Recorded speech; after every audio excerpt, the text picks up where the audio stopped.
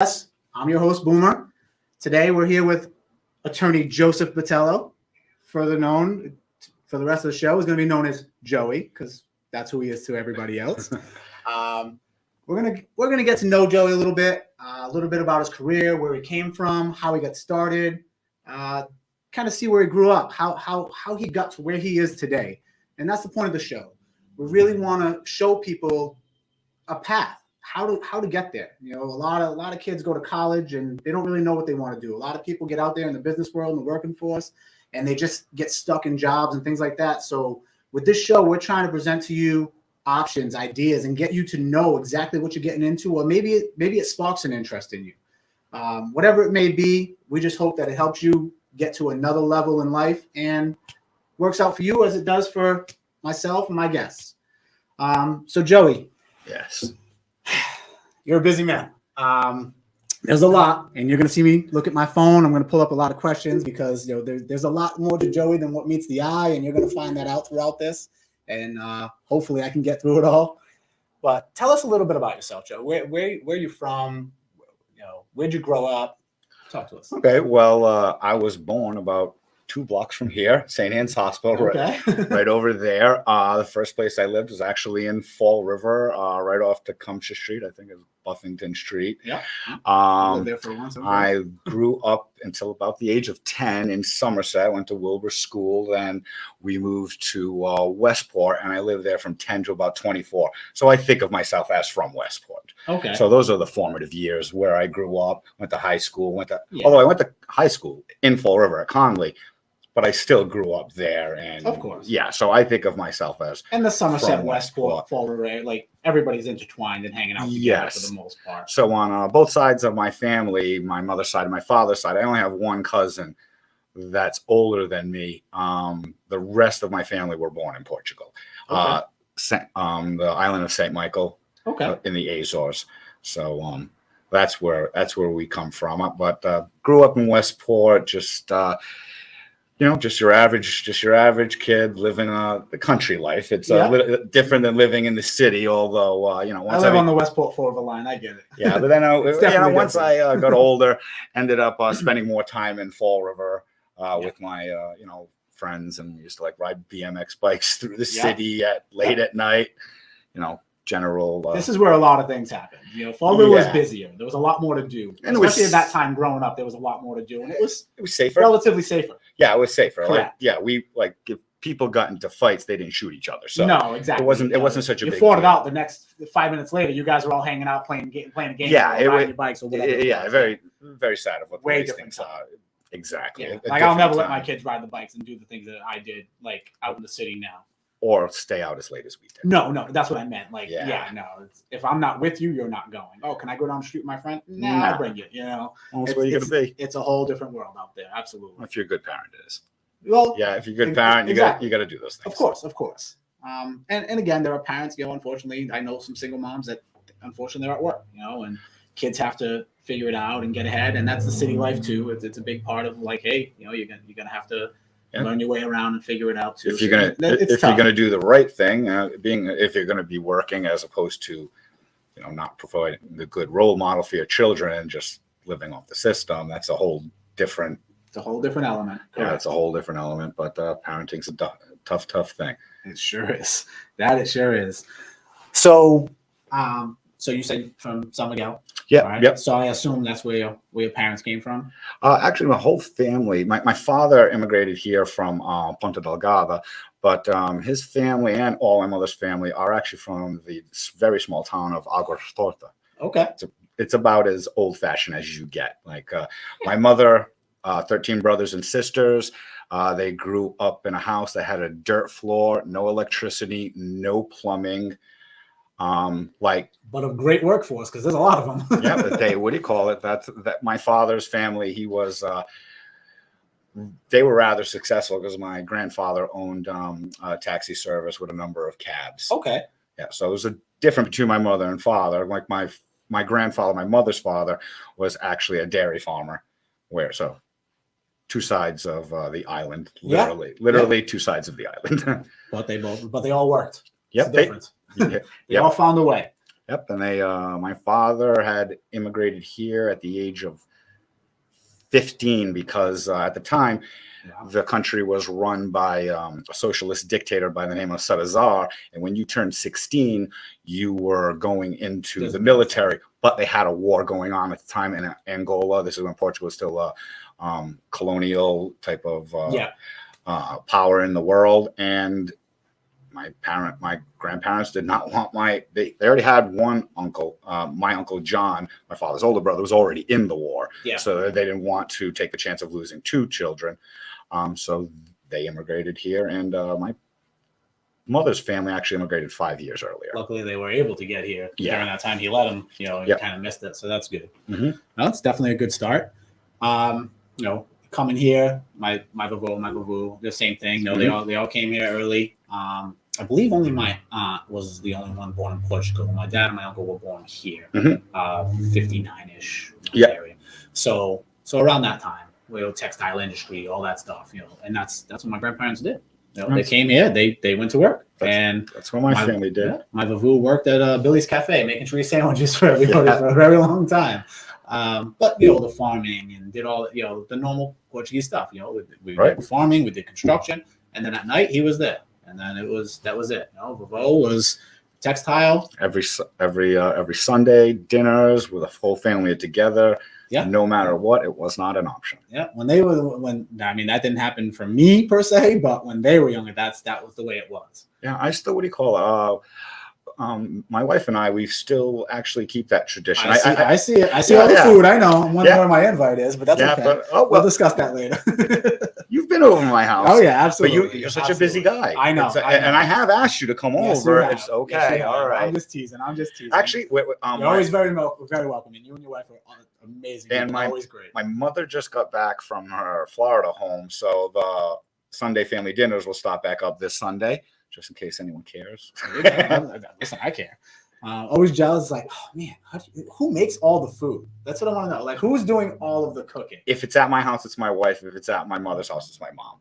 Okay. Sometimes do they mix? Do they mingle well when they're in the kitchen together? Or do they kind of just nope? This is your house. You cook it. No, they're actually they work well together. My mother and wife love each other. I think they both like each other more than me.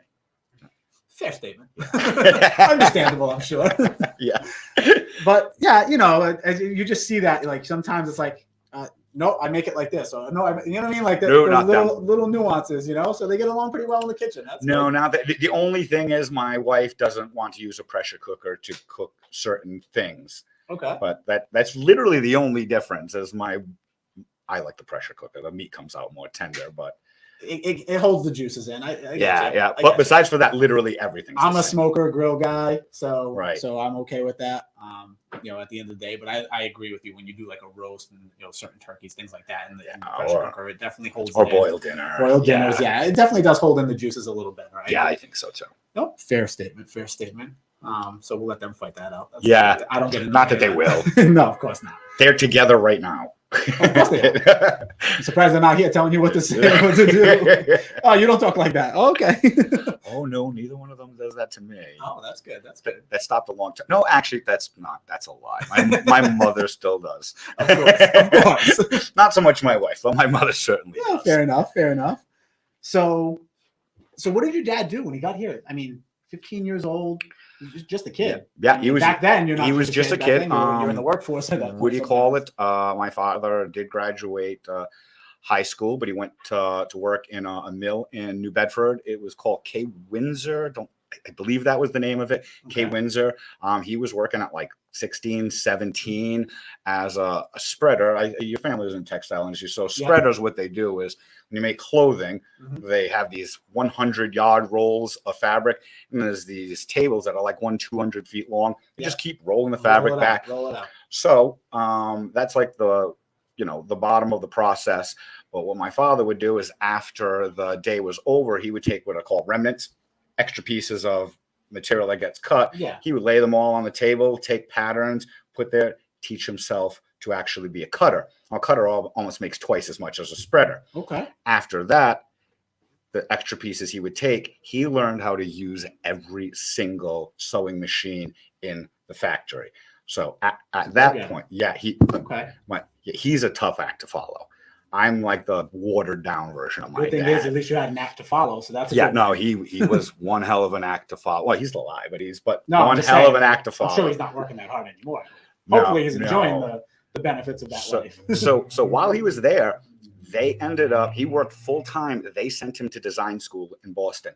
So he worked all day Really? and went to college all night long. I don't understand how the man slept, or I remember his attitude at the time, just commensurate with what he was going through. After that, as soon as he graduated, K. Windsor went out of business. The owner gave my father 20 sewing machines. And he got into a partnership with his older brother, John. Okay.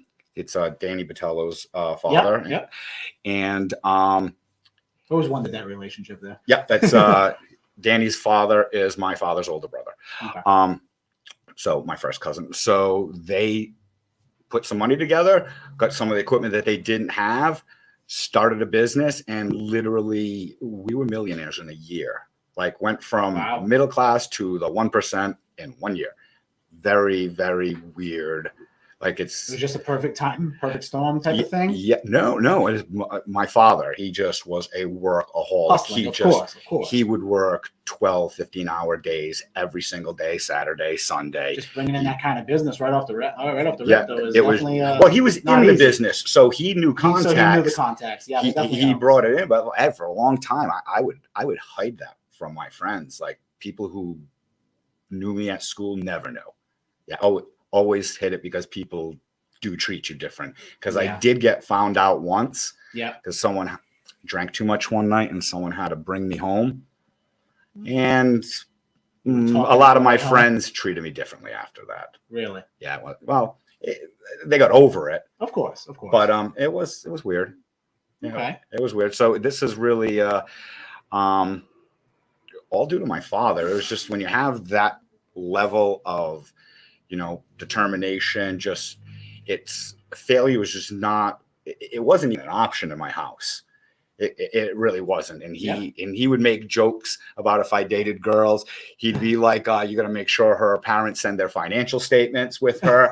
Like he was a tough cookie, my dad. He meant it as jokes. Of course. But he was very, very strict with me. Not my younger brother so much, but the younger kids always seem to kind of get away with everything. I feel my younger kids, as tough as he is, as tough as they are, I still feel like they get away with so much more. My oldest daughter is like, I think that's true. She works, she goes to college full time, straight A student, dean's list student, like works, no, dad, I need to work. Like even during COVID, like it got shut down. She was out of work for 4 weeks. That's it. She was actively looking for work during COVID, wanted to go to work and went to work. Because raised right. Like my father, until I got to actual law school, he made me have a full-time job. So I used to go to UMass Dartmouth, and from UMass Dartmouth, at the end of the day, I would run right to the factory and work until like 2-3 hours after it closed every single day. There was no free rides when it came to my dad, no free rides. It was,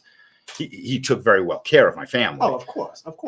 But you had to work. Yes. But you earned it. No. I could not have earned what he gave. Well, at that age, not. But you put in the effort to do what you could while you were that busy and while going to school, just like he did. Right. He was going to school, he was going to work, and you did what you could. And he didn't really need me. I think it was just him instilling a work ethic in me. I believe that's all it was, because he didn't need me. But everybody working, of course. But our whole family, like almost our entire family, worked there. Like 40 people from my family. We had over 300 employees, but like about 30, 40 people of my family worked there. Okay. Yeah. So when did you have more family come in from the islands and come in from Portugal? No, don't forget my mother has. Or were they already here? My mother has 13 brothers and sisters. So there's everyone has at least 2 kids. It's just so it added up quickly. Yeah, and then being Portuguese, my cousins and extended family, it's and all close to that. Yeah. People took care of each other. Families took care of each other back then. Yes, and that's how families succeeded. The family life is much different today. Everybody's so, everyone thinks they're a superstar. Yeah, it's more of you see more of that, like almost like a jealousy factor in some some do want you to succeed. Some are proud of where you came from, but you see it. You see some that's like, we're Totally too good for agree. that, or we're too good for that, or they're doing their own thing, and it's if they're not the focal point, it's like, Or if they see you succeeding, that must be nice. I hate that term. yeah, like you didn't earn it, right? Right. I get that Right. a lot. I get that a lot, which is really funny because anybody that knows me knows I was handed nothing. I was Right. handed a bag of clothes at the age of 12 and said, "Sorry, you got to go." Like that's what I was handed. Right. So most people don't understand where I actually come from, and it's I see it. You see it online too, and all the people that make these comments. It's like, oh, it must be nice to just have everything handed to you. Handed to me. Yeah, right. I don't think that you rose to the ranks in let's say the military being the number one in your field. Yeah, like no. for By sitting around. No. You made it happen. But unfortunately, you still have people that think that, oh, it's because you worked here. Or, oh, because you had this when you came. Oh, because it was easier back then. It's like, you realize I did this 4 times? You realize everybody that works around me is just as successful for a reason? Like, people don't because you take care of people. You take care of each other. That's how you do it. And you work hard. Of course. And you got to keep at it. And I mean, like people, we were discussing just the other day about the word failure. You never actually fail until you stop. Correct. If you don't go to the next step farther, there is no failure, because there's no one who just starts something and then goes straight to success and nothing bad happened in between point A and point B. But people don't see that. They just see the, wow, look, must be nice. Yeah. I promise you, I have failed more times than I have succeeded. Right, but that's I guarantee I have. You're still here. Yeah. And I'm still going to continue to be here. And if you know what, if by all means, if I fail at this, guess what? I'm going to do something else.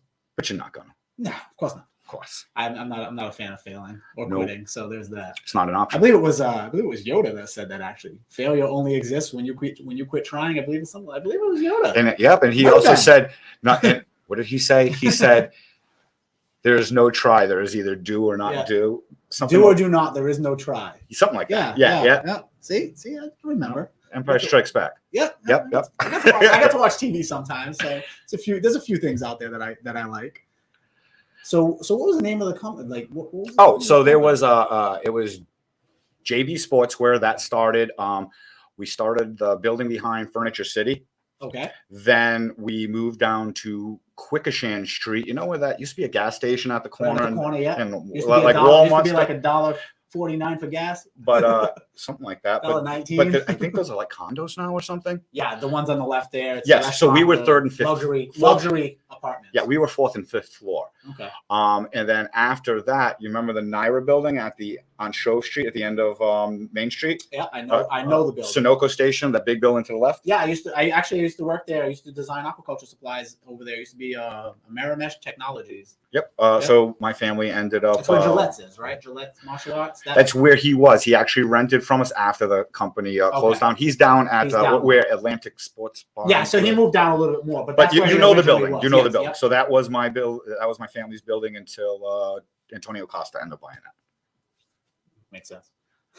Yep. So the business lasted like 25 years or something. Wow. NAFTA ended it, not any mistake of my family. It was just one day, and we were. That business was incredible. We had won the Blue Chip Enterprise Award for textile out of the entire country.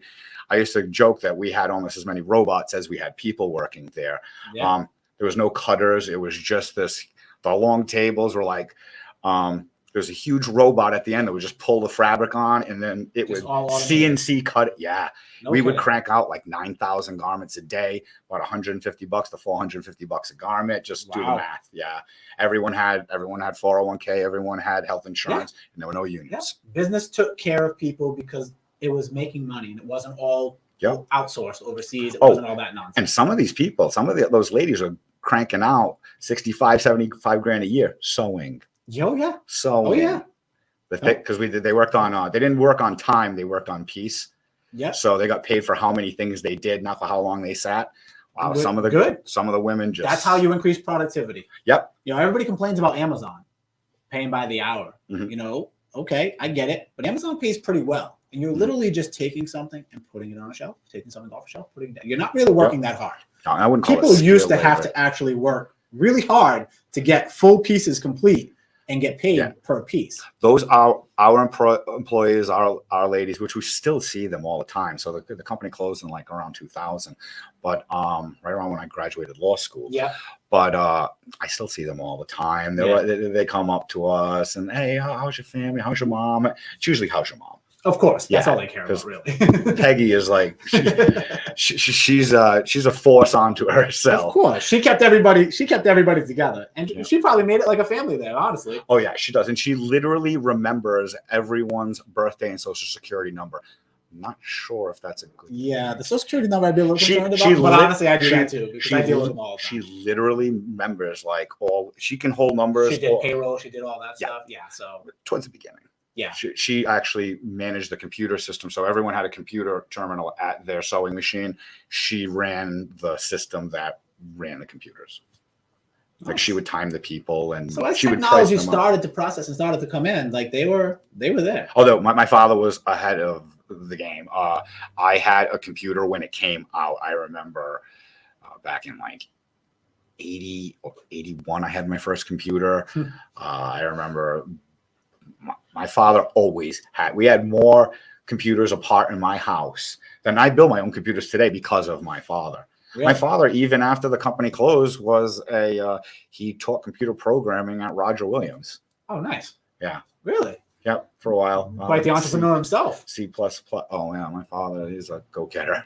Awesome. That's good. Unfortunately, you don't see a lot of that today.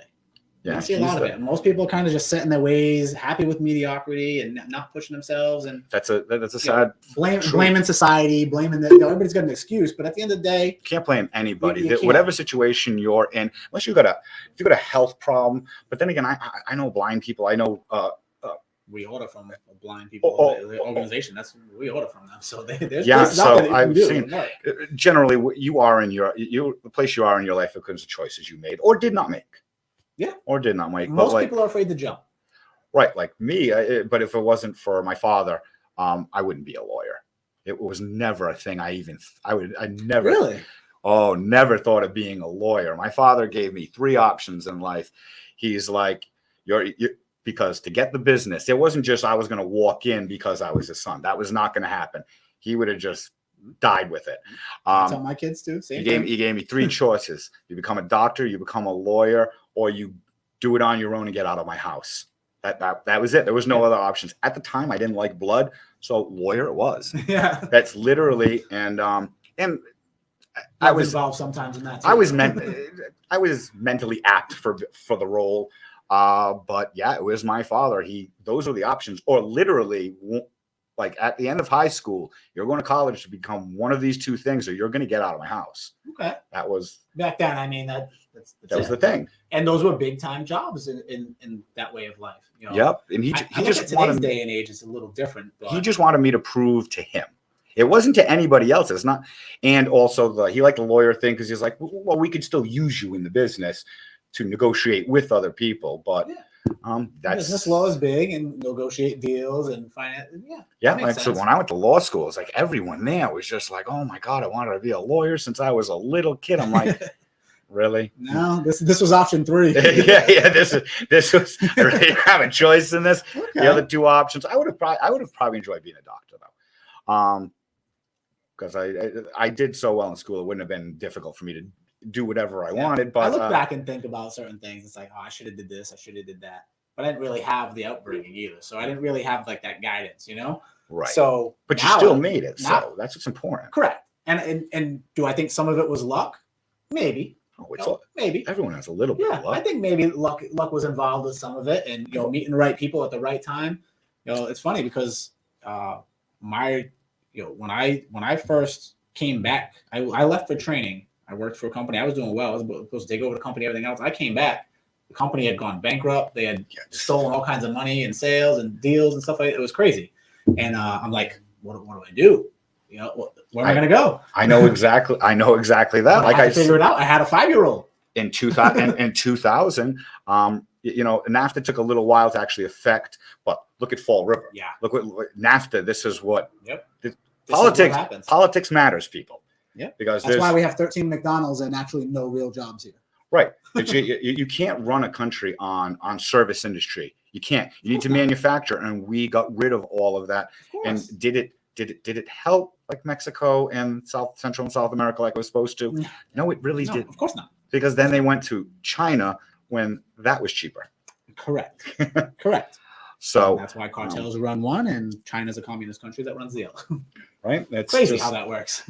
it's And very we're funny. reliant on all of them. Yeah, Isn't that but, weird? But at least the way it worked out, at least I have my father's mind for business. So, which is why I'm where I am as an attorney. Because, like I don't think I mentioned to you, I have 5 attorneys who work. I don't think most people know that. I don't know Because that, everyone thinks I always see like everyone one or two thinks people in it's the office when I come by, or I don't need something notarized. I'm on 2 in the building I'm in. I have 2 floors too, so my office is way away. You got to walk a flight of stairs and go down a hall. Yeah, no, I always meet you on the first floor, and it's like, all right, here, I got you, Boomer. And you always take care of me. Yeah, that's where the conference. But That's I never see anyone else. I usually see secretary in front. Looks like another assistant that comes out and helps. So there's a And reception. then I've seen your wife there a few times. My wife's the office manager. Yeah, she's in the back office when you come in there. Yep. She's the tough one. If you're getting fired, she's the one firing you. You're in the nice. No, I don't think I've fired anyone. She fires everybody. Have you really had to fire many people though? Oh my God. Really? I have since COVID, besides for my wife, the entire staff's new. Everyone. Really? Yeah. Oh my God, so many. I have gone through paralegals because I had Vicky Rocha was working for me, and then Taunton Probate and Family Court. Yeah. They stole her from me. But it was like her dream job, the government benefits and everything. And yeah. But I can understand her trying to get. Yeah. That makes sense. No animosity, but when you have someone like Vicky who like does everything for you, and it was like I didn't have to worry about anything because Vicky was great. Yeah. She just did everything for me. Correct. Like, so good employees are by far the greatest asset, but vast majority of people are bad employees. I would say over 75%, just bad. Yeah. Like literally They're more than entitled, I half. think. Oh my God. So I've gone through numerous paralegals. Since I have a lot of subcontracting attorneys, you don't fire them. You just terminate the business relationship. You're not getting any more work. Correct. So that's not as harsh as firing someone. Fair enough. But you got to earn your stay. My wife's fired some attorneys. Yep. She's the tough cookie. Good. Yeah, there are definitely some crappy attorneys out there. And when I met my wife, she had a full-time job and a full-time business and raised 2 kids who are very, very successful. The daughter, Vanessa, she's a nurse at I believe it's Charlton. Yeah. And my son, Louis, he at his age, he makes like $25 an hour. He works in construction. Although it's difficult for him because he's so young and he's the foreman over people who are 40, 50, and 60. Their whole lives and don't want to get ahead. But They're just comfortable. Yeah, but and what do you call it? And I hope that's a little to do with me because I push him very, very, very hard. But he's got it in him. It's in his blood. Good. Yeah, he's going to be successful. He's successful now. Just had a baby. Congratulations. She's 2 months old. I skipped right over parent and went right to grandparent. Very weird.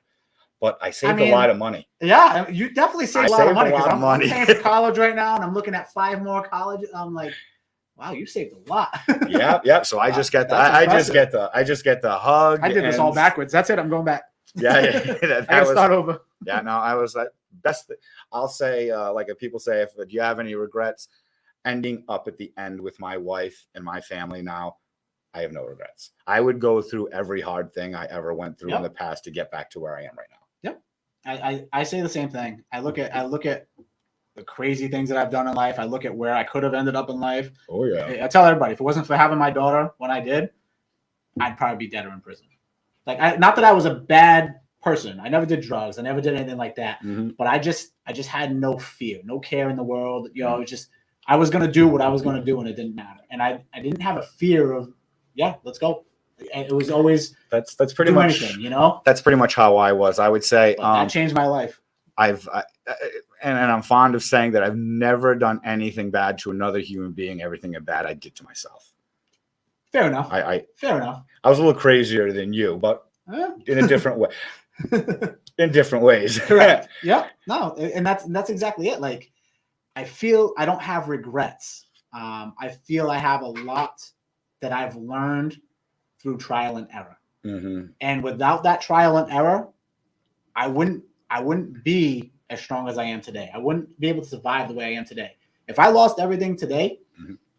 I wouldn't panic, because like I know what I'm capable of, and I know I'm not gonna give up. You know what I mean? Like I know I'm gonna go out and figure it out before my family ever sees anything that I grew up in.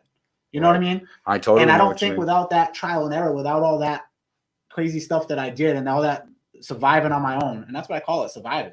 Because I was on my own. You know, my dad's great. He's there now, but by the time he was who he is today, you'd already developed who you are. I didn't need anybody at that point. Yeah, you know what I mean? You developed yourself. Correct. Right. You know, I am. My personality is very different than my family, but I understand what you're saying, because not many people know this about me. But until 2008, so I graduated, became a lawyer in June or July 11th, 2001. okay. Passed the bar on the first try. Congratulations. Was the I actual deal with people all the time that didn't do that. hardest bar exam in Massachusetts for it was 32 years at the time. So over 50 years, I passed the hardest one there was on first shot.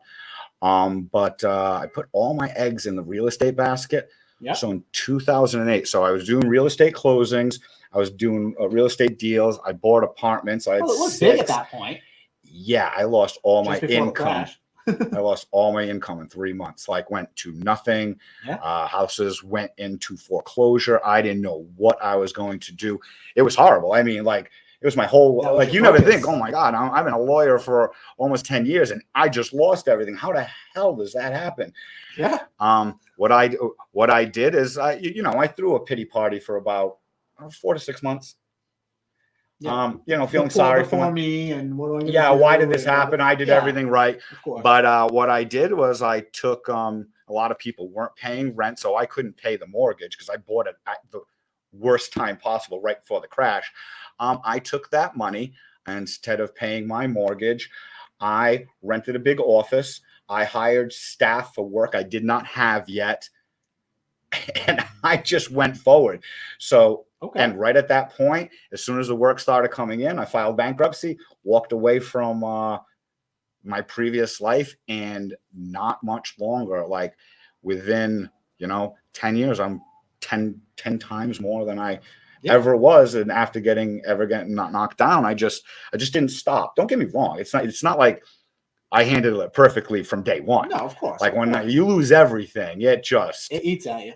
Yeah. And even now, you look back and it's like, what could I have done different? You still question it sometimes.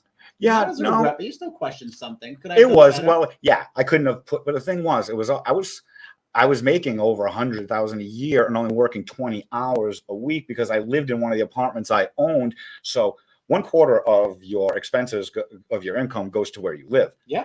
I didn't have that. So I didn't need to make as much as other lawyers. I spent half my time on my motorcycle at the gym, gym, going to the beach and stuff like that. So yeah, do I have regrets? Yeah, I just could have did a lot more and been able to weather that storm instead of having to start over again. So, but I think there was a lesson there. There's a lesson for people. There's a lesson in everything. Absolutely. Yeah. Just don't quit. Just don't quit, because I felt like it. That poor me mentality will never get you anywhere. And I'm just like, what can I do with the resources I had after losing everything? Because I couldn't even afford my law office anymore. So I worked out of my own house.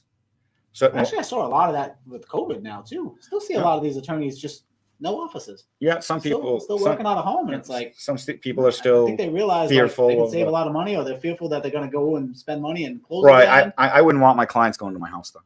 Correct. Not all of them. Some of them are nice, but yeah, no. I talked to a few. I have a few friends that are attorneys. It's like, no, I take them out to dinner or meet them and kind of do that route. Nothing's ever done at home, but they're like, I don't need the overhead. I don't need the office overhead. I don't need to pay $2,000 a month for this front office window. So, but I don't get that. Like I said before, I never planned on being a lawyer, and so I'm more into the business aspect of it. I still handle a lot of cases, and anything important comes up, I jump right in. You're not paying for me, but I'll put my 2 cents in. Or what we do is, one good thing about having 5 lawyers, once every 2 weeks, everybody who has a difficult case, novel situation or something, you're gonna have 5 lawyers just boom, boom, boom. We'll spend like 5-10 minutes on each thing, but we all help each other, and we have like a little lawyer echo chamber, and then okay, now you do this, do that, and that works, and that's something that a single practicing attorney can't provide. No, and then you're overwhelmed as one person. It definitely helps to have everybody there to work together. Yeah, and I'm semi burnt. I'm almost fully. I'm burnt out. Yeah, it doesn't mean you can't call him. He knows. No. I don't mean burnt out like that. I'm very empathic. I care too much about my clients. Yeah. My staff says that. My wife says that. So that's why she does the firing. But yes, but most people don't understand. Being a lawyer, it sounds, oh, that's great, this, that, and the other thing.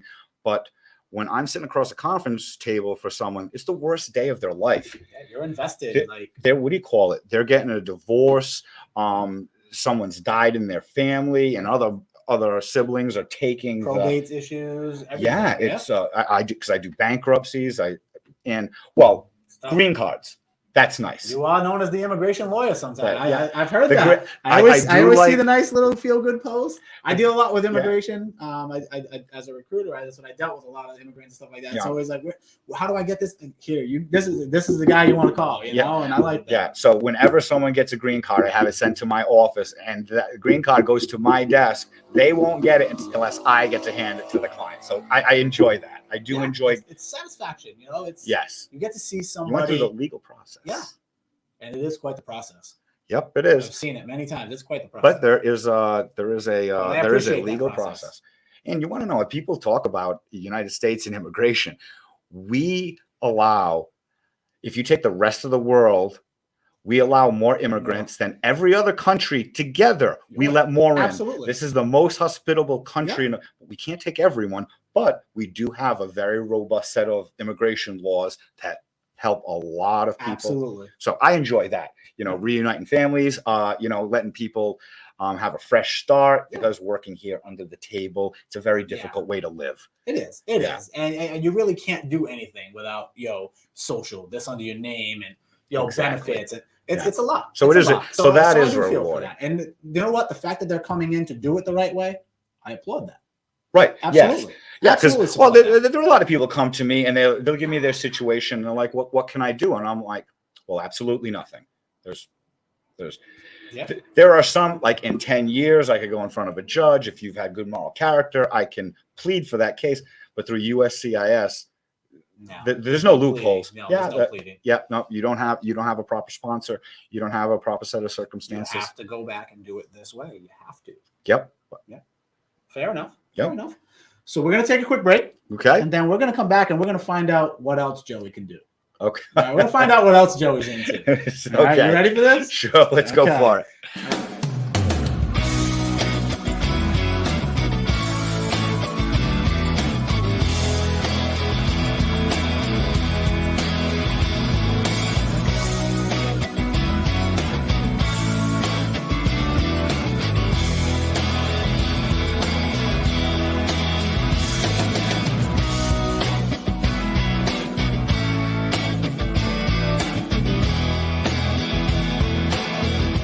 Right there, best month ever, boss.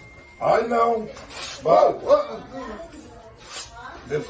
tomorrow is a new month, back to zero. And with all the nice inventory I have that you criticize me about for buying around Christmas time, can we just celebrate the night? Should be easier to do even better next month. April is even better, guys. But in the meanwhile, congratulations. Good job. Tomorrow we're losers again. Good job.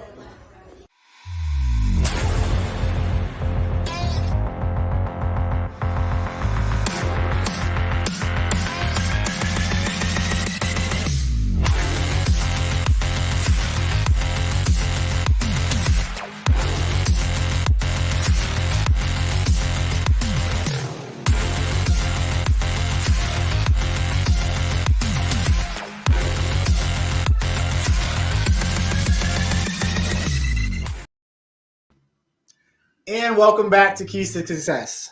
I always get that like tongue twisted, you know. Keys to Success. I really gotta say my own show better, right? You think I would have practiced that, but I don't really practice anything. So I want to hear Mike Tyson say that. I know, right? Keys to Success. I don't know. He's too busy punching people on a plane. So I had a guy look. yeah, you know what? For it. Good for him. I'm proud of you, Mikey. You shouldn't have did it though. You shouldn't have did it because you know every lawyer's at his door looking for that payday. However, I'm positive he deserved it after watching, and hearing the full. And the rest of us were like, "Oh, absolutely." I promote fighting back 100%. I promote my kids to do it. I promote your kids to do it. You want to stop bullying? You want to stop people from antagonizing and feeling safe on social media? You don't let anybody pump you at any time. Nope. I'm a firm believer in that. Do I think there's other ways to handle it? yes. Sure. Do I think there's better ways to handle it? No. That's my reality. It's just how I grew up. It's how I was raised. It got me this far, and it works. Okay. My kid had an issue in school. He no longer has an issue in school. Things happen. So, Joey. Yes. Now that we know the work ethic, we know the attorney Joe, we know the professional Joey, I understand you have another profession. A few of them, actually. Yeah, the real estate thing. I really opened that company to let my wife spread her wings. She became a realtor. I've been a broker for almost 20 years. Yeah. And a friend of mine, my best friend Jamie Labonte, wanted to sell a building.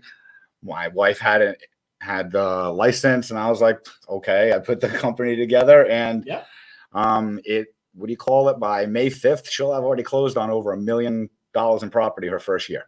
Good for her. Yeah, she's my wife's awesome. Yeah, she don't play around. She's a hustler. She's the best. I love it. Absolutely. No, and I see it all the time. Watch you guys all the time. It's like that ideal couple. You're doing it together. You're building together. We do everything together. Yeah. That's not Facebook BS. No, we are not at all. That's what I'm saying. I see it all the time. It's not just the social media stuff. It's, you come around. I come around. She's right there to help with everything. You're right there to help. You helped us move too, and we were there. Yeah. I appreciate that. No, anytime, absolutely. But the other thing would be, and I think most people don't know this about me, because everyone they got that lawyer thing, and it's like I can't see past that, but I build race cars and motorcycles.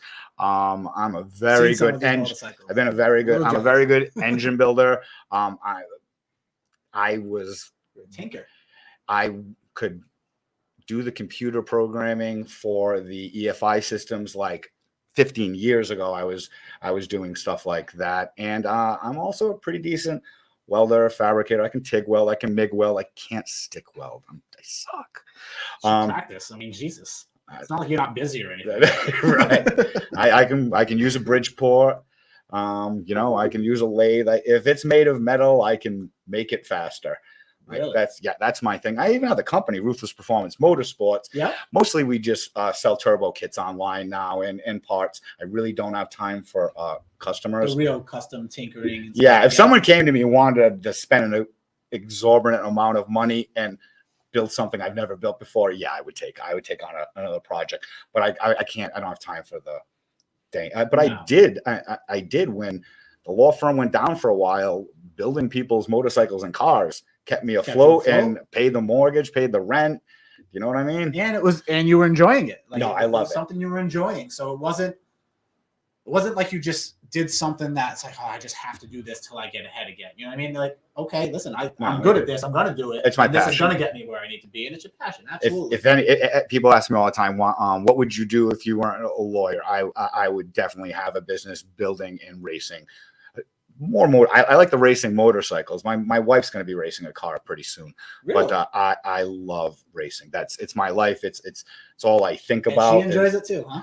She's in the garage. She's in the garage with me. Like she gets her hand. You wouldn't picture her doing that, but I mean, I guess me knowing her, like me seeing how you guys are together, like. But maybe on Facebook, you can see. No. On Facebook, she seems like very together, and not to go get my nails dirty, kind of. No, she'll put a ponytail up. The only thing she doesn't like is not doing something. As long I've got to give her a task. Like you've got to do this. I'm not gonna sit here and just watch you. She does not like that. No. She has to be doing something. Yeah. Okay, that's impressive though. Yeah, I mean, that's not a bad thing. Oh no, keeps you on your no, toes. I can't speak any more highly of my wife. No, Yeah, of she's the best, and I'm not saying that like BS. Like I really Nope, like nope. You I'm don't not- have to prove it to me. I 110%. because I'm not Like one I of the said, people you guys are the scared. ideal. Like I don't even think. I mean, I don't think I've ever mentioned my wife on the show. So like we're just always so busy with all the kids and divide and conquer kind of life. Like we just don't. Yeah, have you guys that, are, and you're we're so separated all the time because of everything that's going on that we don't really. and you've adopted 2 children, I believe. We've adopted 1 so far. Is it 1? We're in the process of trying to adopt 2 more. Okay, so but I've Yeah. seen pictures of Yes, the oh, others, yes, so yes. I'm just assuming that. Yes, and I- most people do. Okay, because I'm looking at, I'm like 2 of those can't be yours. No, 2 of those are definitely not ours.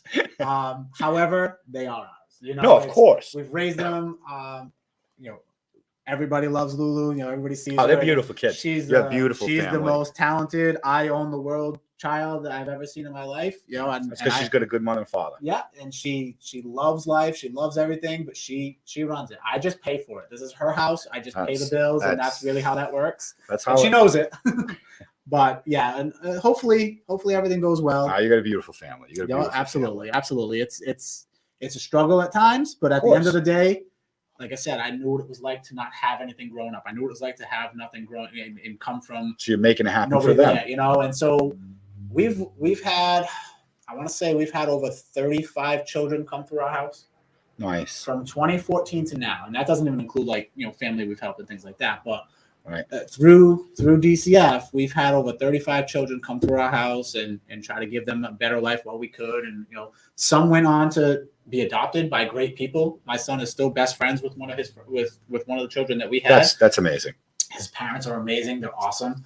Because they're good people. They just called and hey, can Hunter come with so and so to Great Wolf Lodge and so on. So you build those relationships, and some of those are great, and sometimes it's like the courts just where you really need that good attorney. It's like somebody's got to speak up for these kids because you're sending them back, and it's going to go badly. It's going to end badly, and unfortunately, that's the system. So I'm not gonna. Considering what I do, I'm not going to keep Of course. It's tough. Social work is not my favorite. No.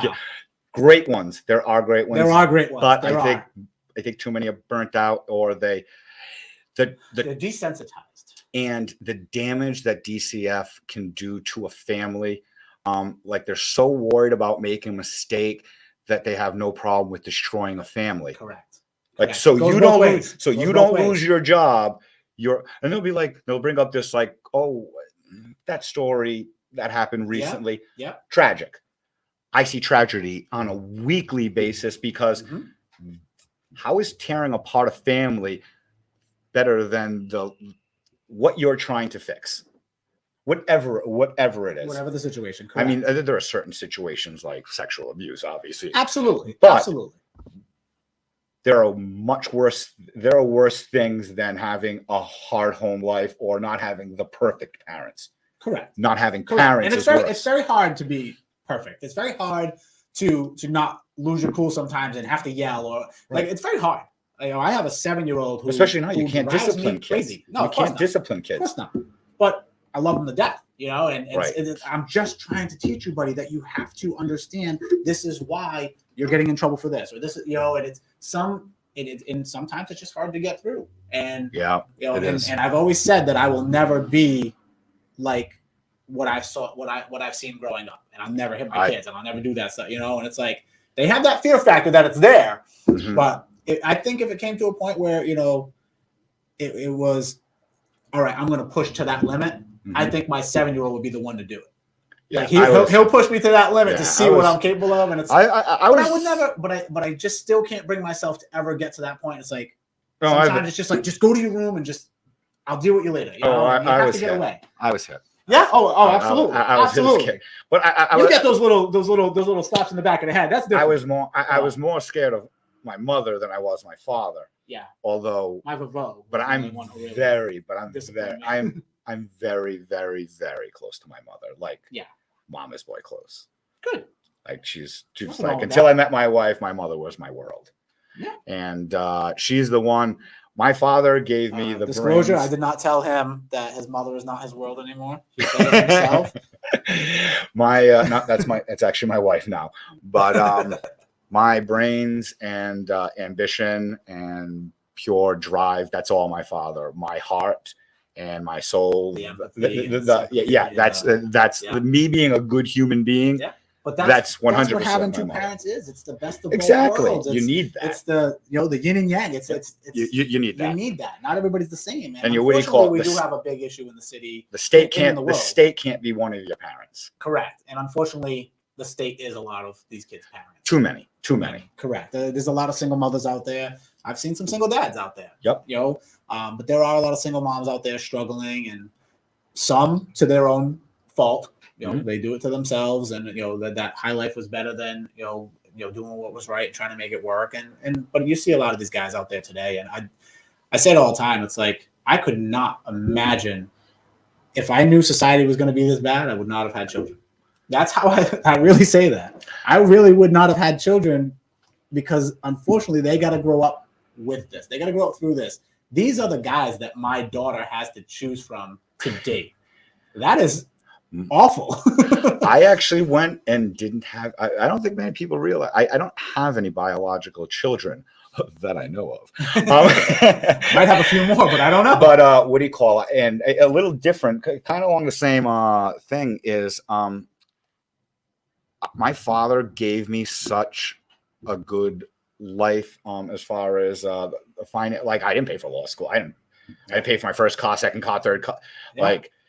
Like I had the car my father gave, and then that's why I could afford all the toys because I worked for that. But I thought it wasn't right to have children if I couldn't provide for them the way my father did and pay their way through college. Yeah. And then one thing happened to another, and then boom, no kids. Which is why I always go broke, by the way, because kids. I unfortunately have to pay for them to do everything. So right. All those activities. And I've done it. I've done it sometimes. It's like I sit back and it's like, okay, so this year I'll sit with the accountant. It's like this year I've spent this, and this on all these activities. All of these kids that didn't even get to stay and went here and so on. So all of these activities, it's like, you know what? Whatever. It's just money. Right. I'll make more. I'll figure it out. I'll find more. Yep. And I do. And there's always a way, and sometimes it's like, oh man, where I'd be right now if I didn't have all these kids. No, I wouldn't call it. Let's just say it'd be somewhere near the Caribbean. Right. But I wouldn't, what do you call it? For like the relationship I have with my son.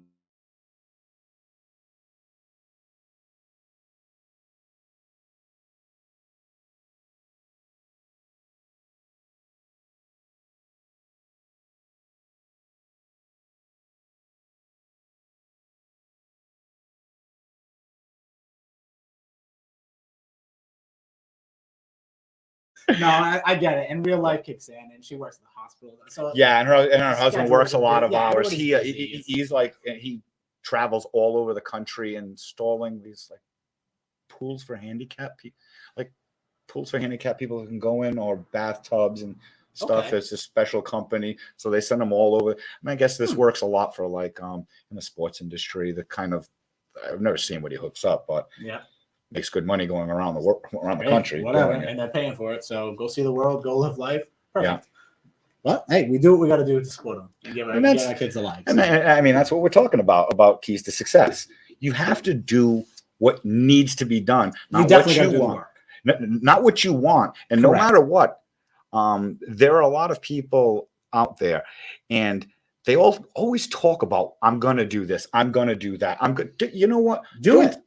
Right. Do it. Stop saying I'm going to do this. And go you do got to, it. what do you call it? And I know this is going to sound cliche, but people say no one fails to plan. They just plan. No one plans to fail. They just fail to plan. If you don't have a XYZ, I have to do this step, this step, this step, this step. Because if you look all the way down here where you want to be, and you do not want to pay attention to every step you need to do, that's my goal. I'm going to do whatever it has to do to get there. I don't care what it is, how much I have to work. And the thing is, to be successful in life, you need to work for free. And people don't get Don't I know?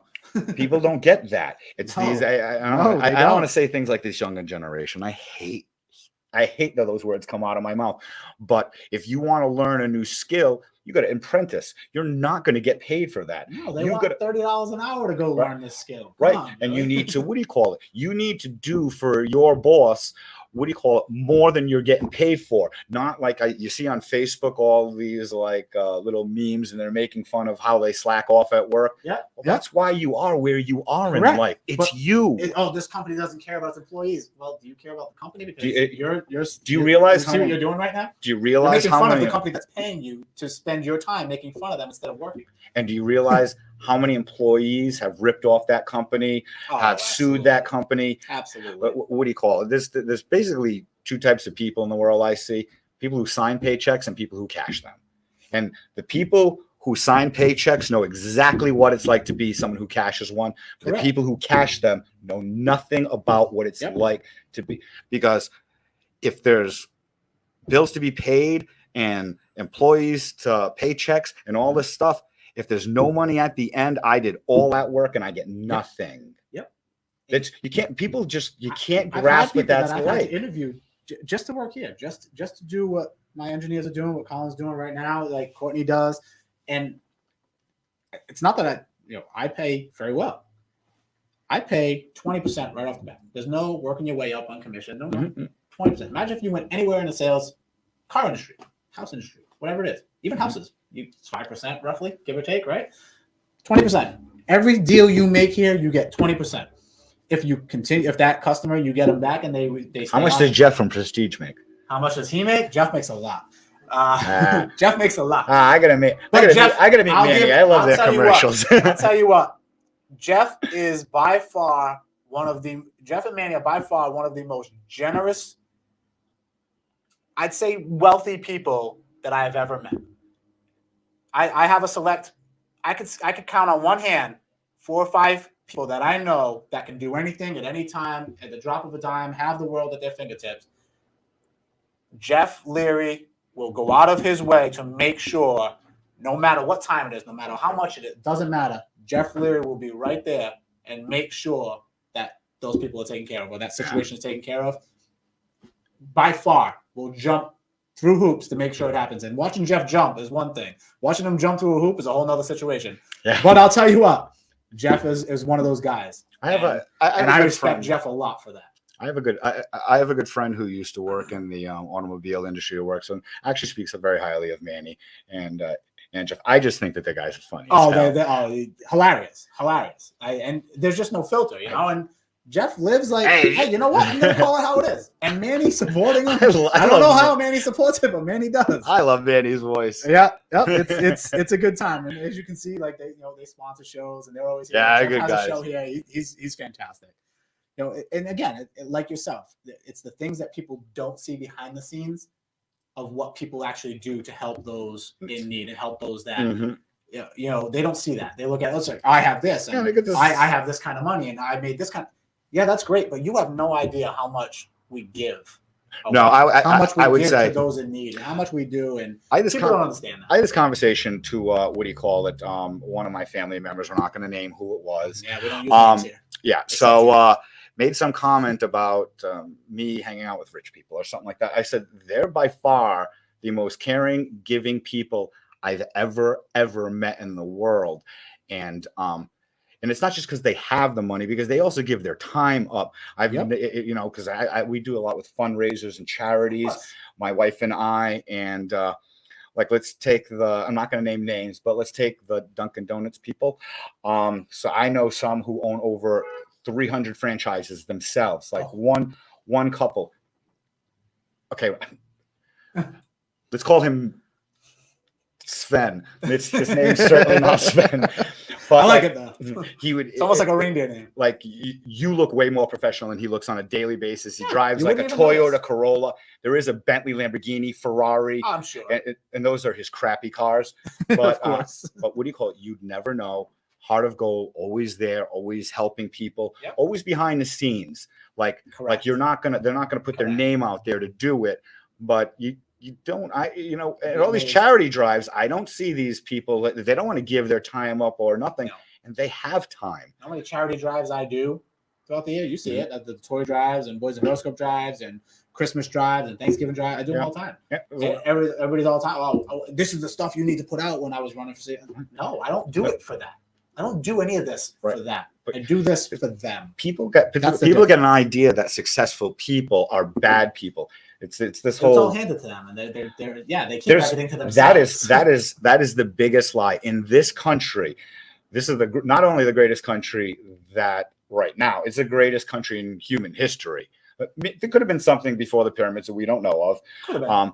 But as far as human history, like no country has ever afforded any human being the ability to go from nothing to a billionaire. And it happens every day in this country. Yeah. You can do it. It does not matter where. You can. Right. I mean, for you got $1 billion. And you got to beat somebody. Elon, he's a African American, an immigrant, the richest African American there is. And he didn't go to he didn't go to Harvard. He did go to a good school. I think it was England, but he didn't go to Ivy League or anything like that. And he made, like most people don't even know, he made PayPal. Then he gets and then after he sells PayPal for billions, then Tesla. What about Solar City? People forget about that. Yep. What about the Boring Company? What about SpaceX? He does so much. He does so much. And that's just, everybody sees what they see in a meme. You know? Yes. And it's like, oh, well, he could have solved world hunger instead of buying Twitter. No, you can't. He can't, because your politicians and your policies that you vote for will always make sure that there's people in need, because if the people realize they don't need them, they get rid of their security. Keep that in mind. A very easy thing, as far as I won't go too much into politics. No, I got you. Whenever you have a politician saying that they're going to help the poor, the last thing they're going to do is to help the poor. What they will do is create more poor. Correct. We can leave it. Anytime the government says we're here to help, yes, run. That is help not yourself.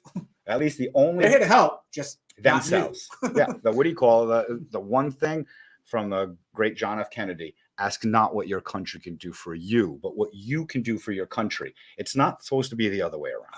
Correct. But everybody feels that, oh, they owe me this and they owe me that. It's like, no. If you have that kind of person, don't owe you anything. If you have that mindset, you're never going to succeed in life, because nobody owes you. You're always going to be the victim. You're always going to be the victim, and that victim mentality does not create success. And except for the people that run BLM, they got successful off being victims. Yes, that's totally different. And nice house though. Yeah, that $6 million, not too bad. $6 million, not bad. They teach communism, but love the capitalism. Very strange. Fantastic how that works. Okay. No more politics. Nope, got you. I'll lose clients. So I know we're a little over. Thank you for staying with us. But Joey is just, again, there's just so much to him, and I want to make sure that people really see. I've lost weight. I really want people to see and understand that it takes work to get where you are. It takes ethic. It takes trial and error. You have to push. You have to do it. A backbone. And I want people to see these are real people. They're right. We're all right here in Fall River. We're here. I wasn't born rich. I third floor. The ceilings in my apartment when I was growing up was wake up in my bed and smack off the ceilings. Yeah. What do you call my it? first apartment? I agree. I was 14. My parents. I went to school. I couldn't speak English. I was, what do you call it? Those kids were, kids are merciless. Ruthless. I thought dirty Portuguese was like those two words belonged. It was so mean. So I was poor, couldn't speak English. Yeah. I know. No, I used to beat up those kids. I you. didn't like them, No. I didn't like bullies, but I was also an angry child, so it gave me something to take it out on. So and you took it out on the right people. I did. I made it count, So it was it's kind of like public service. Yeah, like vigilante almost. Spider-Man did it. Was fine, right? Right.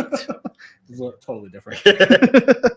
So, I did want to ask you, and I do want your wife in here because I want to get into the whole real estate side of things. I want to bring her in another time. I want to get into her perspective on how it goes and stuff, and who's really making sure things are going right over there. Bella.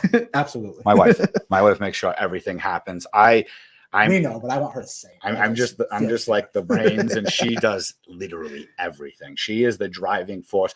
I would say the driving force behind my life. Having somebody that believes in you in every step of the way, that doesn't say, "Oh, no, that's too risky." Having somebody that what does that do for you? What does that do for your confidence, for your It does drive? everything. It does everything. Before I had someone that shared my vision, because my vision is not to just work myself to death like a lot of lawyers. It was to create Say it every it's day. to create a business and a stream of income where I don't have to work. I work hard so I won't have to. Not have a retirement, still be getting paid. Correct. That's Money success. without my time. Exactly. That's the key to success. Not having, like, you can have the best job in the world, but a job you can get fired from. Correct. You can only You're control always on your somebody you can else's only time. control your destiny if you're the one in the driver's seat. I try to tell everybody's like, oh, it's easy for you because you make this and you made that. You think I didn't work for my first job was $4.10 an hour. I sat in the locker room all day and cleaned up like dirty clothes that people left for like swim. Okay, that was my first job at the Boys and Girls Club for $4.10. Then I was kicked out of high school for fighting, shocking, and Mr. Atta was the principal at the time. I remember him. Oh yeah, I got hit by him more than I did anybody else. However, him and Miss Coleman, I remember them. I can tell you every teacher I've ever had. Those two made sure that I did get through because I didn't take high school serious. I was bored. I knew everything. Like I knew it all. I didn't have. I was I didn't have that guidance. I was not good in high school. Not at all. I was a class clown. I had fun. All I cared about was dating this one and playing sports and having fun with my friends, skipping school. I didn't care. But I went to college and have a 4.0 GPA because I wanted to go to school. I did good in college. I did not do good in high school. Correct. That's exactly how it was. I barely passed I was high school. bouncing off the walls. I was absolutely shocking that I passed high school. I got kicked out of years, I got kicked out of class like almost weekly. All the time.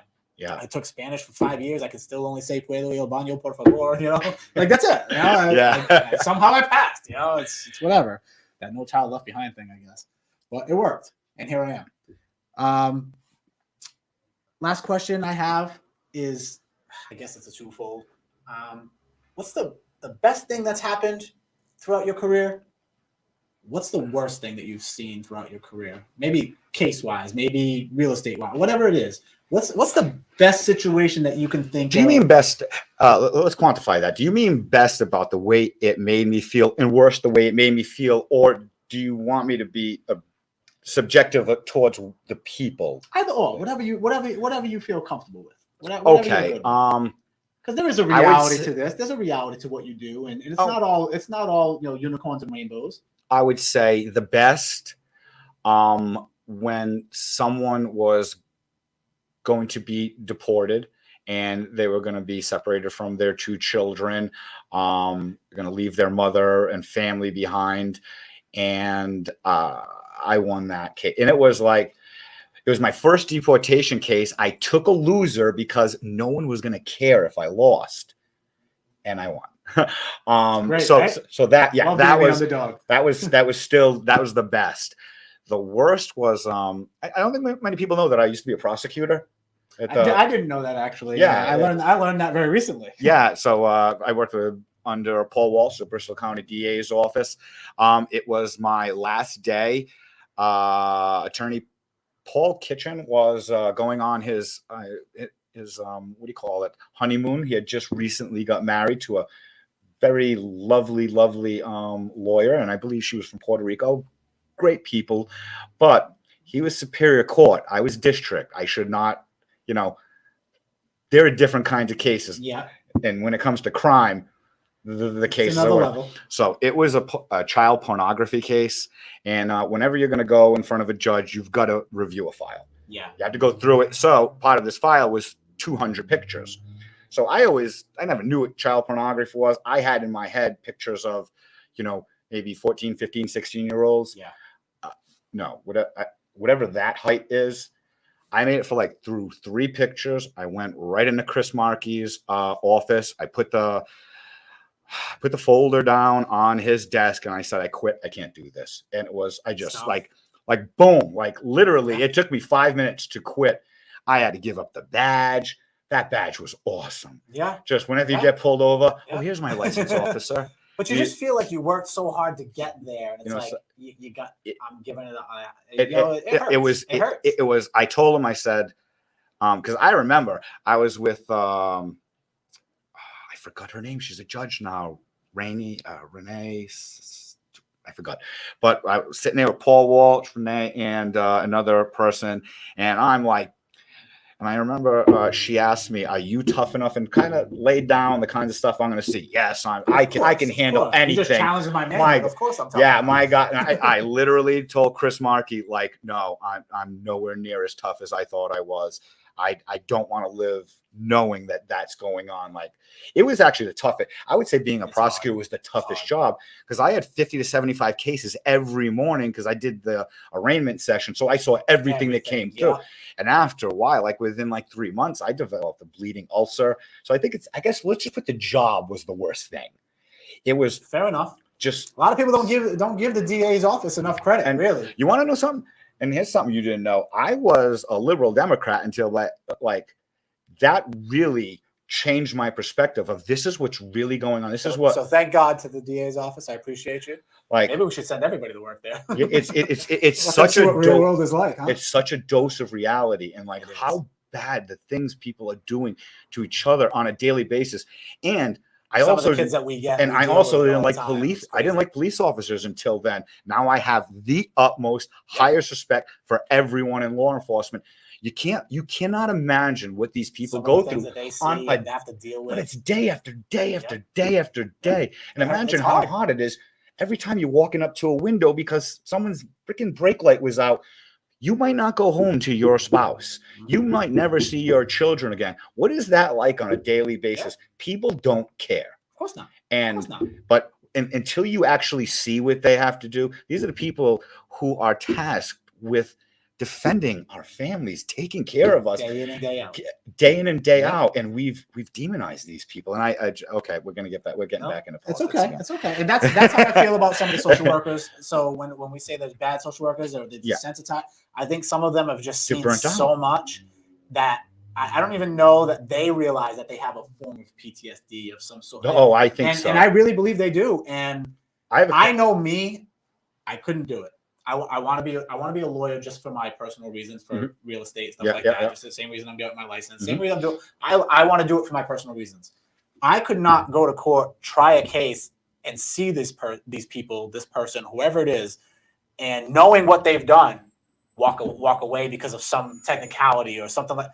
I would lose my ever living mind. And it wouldn't go well. And I know I couldn't handle that because.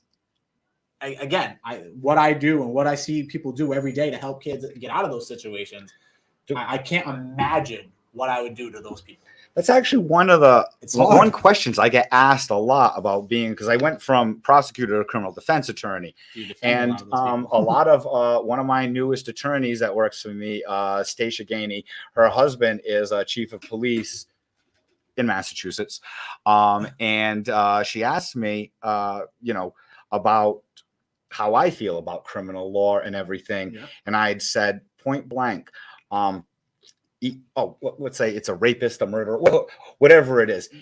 I'm not top tier criminal. I'm not defending that particular person. I'm defending all of society against the state, because it does not matter, because beyond a reasonable doubt, no matter what I do, if they're guilty and they've got the proof, that person's going to go to jail. But if they don't have the proof, that person should not go to jail. I don't care if they did it, because it's better that 100 guilty people walk away than one single innocent person goes to jail. It's tough. So it's tough. It's very tough to fight with that. It is. It really is tough to fight with that. I don't do the rape. I don't do the rapes. I don't defend do the Constitution for a reason. I agree. My firm does. Innocent till proven guilty. I agree with it. But it's what do you call it? That's a very difficult part of the job.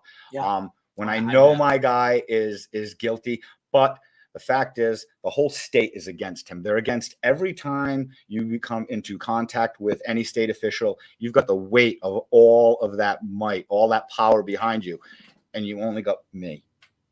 So it's kind of like being the underdog, scary all the time. Yeah. So that's how I feel about. Although I am a little. I don't enjoy the criminal law so much. No, I agree, and unfortunately, it's not getting any better. No. I do see a lot of issues though, where judges are very lenient on real criminals, and that's why we have a very high crime rate. I mean, we're the fourth most dangerous city in the state right now. We talk about it all the time on Colin's show, and right. I mean, we definitely have some issues with criminals almost being the victims now, and Oh, yeah, it's causing a very, like very this thing that very large just problem, recently happened where especially in the this city. this person attacked 2 police officers while on an ankle bracelet in his house, and he ended up getting shot, and people jumped all over these. I was like, he was literally attacking them with a knife. Yeah. It wasn't like he was resisting arrest. It's tough He when you was don't have attacking. camera footage, you know, and everybody's so used to being like, well, I didn't see it. So Oh, they started it's that. this. I think And it's I'll, coming. and I'll tell you forward. what, I think as much as some of the cops, and again, I know we have a great police force. I know great cops and detectives, and I applaud them. I know some people in the academy, and I can't wait for them to get out because I know they're going to kill it. They're going to do. Yep, one of my cousins just awesome. graduated. I can't wait. I love what's coming down the pipeline. I really do. But you know, you got those ones and twos that are afraid to have that camera on because they are part of the problem. Oh, there are bad. There cops. are bad cops, but Oh, there's bad everything. There's bad lawyers. There is definitely bad there ones. is bad in Close. there Definitely is bad ones. bad of everything, and I think that what we need to do is I understand the blue line, but police officers need to be honest about bad police officers. Correct. There's nowhere agree. near as many bad police officers as they make it out. No, of course They not. are Of course not. they are some of the best. But people unfortunately, you'll ever one meet. does ruin it for all. Because, Yes. you know, we just lost evidence. It's the whole police force that takes that hit in black eye. Right. You know, Right. I know somebody who's going to court, a civil case, and you know, again, I saw the video. These cops were way out of line. It does way happen. out of line. Oh, it Completely of course it violent does. for no reason in front of children. Like it was bad. And unfortunately, those cops do ruin it for all the good cops and all the work that they do. Right. But I do feel that we have an issue with the judges.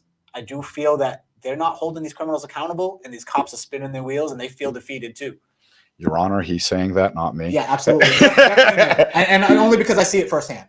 I do know a few, and listen, I have friends everywhere. I have friends in very low places, friends in very high places, and I respect them all the same because they respect me the same. I do. What you do is on you. As long as you don't do what you do around me, I don't know it's not my problem. You do you. That's how you want to live your life. That's on you.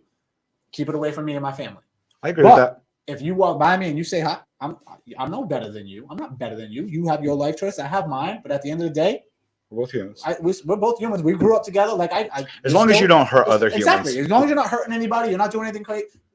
I'm not talking like, you know, drug dealers or, you know, people out there, you know, child trafficking, crazy stuff. You know, But nothing yeah. like that. But like I know people that just, you know, whatever. Like you seen them somewhere, you gave them a dirty look. Like they're that kind of person, you know. Yeah. And I get that. And unfortunately, it's a hard way of life to drop. It was hard for me to drop, but I understand it. And I understand that struggle that some people keep themselves in. And again, keep themselves in is exactly what I said. Right. Yeah. Because it is a choice. It's That record it's a that you choice. have is your choice. That record Right. that you have, you got yourself there and you continue to make it grow. That's on you. So you're in that predicament because you put yourself there. Right. So I agree. But at the end of the day, I do applaud you for trying not to make it worse, for trying to be better as best you can within the environment that you're in. So I do agree with that too. That goes for all people. We need to Exactly. You need to, what do you call it? Not compete with other people. You need to compete with yourself. You need to be better than you were yesterday. Social media destroyed that. Right? It's Social media destroyed. everyone thinks that they're a superstar, and it's like Gonna be famous. it's like I so know you in real life. You're nothing like that. Correct. No, correct. And I agree. And I get it all the time with certain people that I associate with, and that's quality people to you know, trouble people. You know, like I get like, oh, you can't be around that. It's like I'm not around anything. First of all, Right. I'm around people. Yeah. Who am I to judge anyone, and who are you to judge anyone? Because I know where you came. Well, we're from not too, supposed. you know? We're not Those kind of supposed to things. judge. We're not supposed Exactly. to judge other I don't people. judge anyone. No. Never mind. I won't say while you're on the show. Okay. I do judge people, but that's because they're completely that way. Totally different. I understand. Yeah, exactly. All right. Well, we've Well, gone, it gone was- over time. I could do this all day with you. That's okay. And- That's okay. and No, I apologize. I'm taking up more of your valuable I time. kind of talk for a living, so this is No, too I'm hard. sorry. I'm sorry. It was. We're actually, what do you call? He told us to keep going. We're going to, what do you call? We're going to the Clipper restaurant, so I'm like Oh, it's 3 right steps. street. Yeah, Perfect. yeah. So I'm gonna. My wife's there with my mom right now. Octopus So plate? what? Octopus plate. I'm probably gonna have Great the dish. Great what do you dish. call it? Shrimp Mozambique. It's probably one of the best in the city. The octopus plate. Oh, I love Definitely. Clipper restaurant. Yeah, it's the absolutely. best Portuguese It's a food hidden in gem. the city. Hidden gem. It really is. Yeah. Okay. So I need some cut the deal with the food. Listen, this is why they should be advertising here, right? Right. So that's attorney Joseph Botelho, Joey. Don't walk in there and be like Joey, like you know. Stop it. No, I'm kidding. A lot of people from seriously, Facebook, a lot of people from Facebook don't know my name's Joseph and actually do that. They don't. Yeah, absolutely. Like I said, Joey, it doesn't yeah. even come up when you add it. Right. But at the end of the day, if you do have legal needs, legal service needs, real estate needs, anything, I mean, he's pretty much the go-to on all levels, on so many levels. You need your bike tuned up. Call him. You know, at the end of the day, he's a great guy, great entrepreneur. Does a lot for the city. So if you're looking for that, you know, that help that you need, this is your man. And I can vouch for that. Great guy, great family, great friend. So by all means, definitely reach out.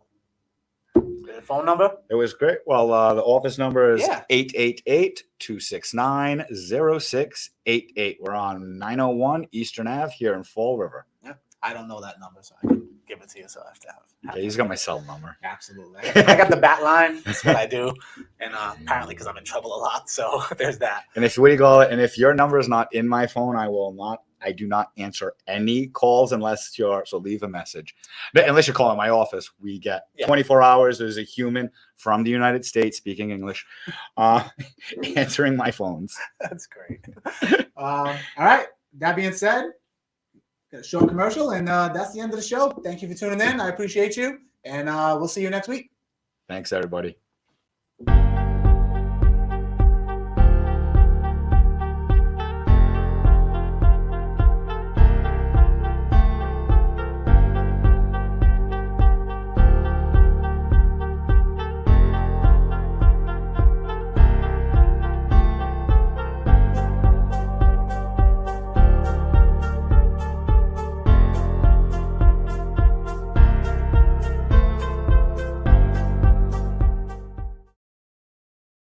Yeah, anytime you want to come down or have my wife come on, she's Absolutely. way more interesting than